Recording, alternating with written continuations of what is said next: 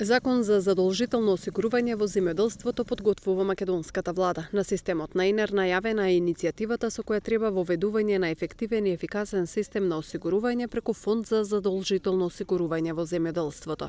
Предложениот систем има за цел да ги замени постоечките адхок шеми за помош по катастрофи со решенија за осигурување на посевите и добитокот на државно ниво.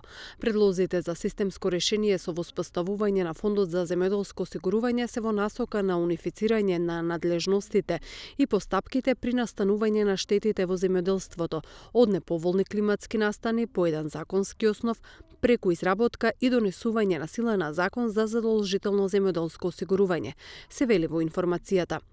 Оттаму додаваат дека Република Северна Македонија почна да развива инструмент за поддршка на осигурувањето во земјоделството во 2008 година преку програмите за директна финансиска поддршка.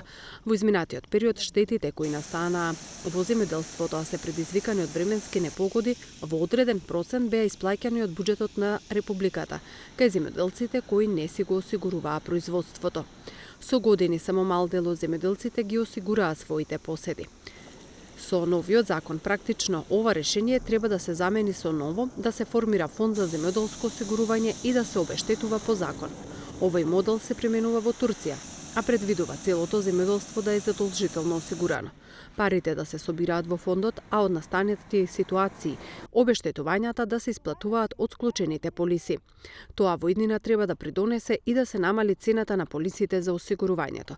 Според податоците од Агенцијата за супервизија на осигурувањето, заклучно до 30 септември 2021 година, склучени се 3652 договори за земјоделско осигурување, што е за 2,5% помалку од лани.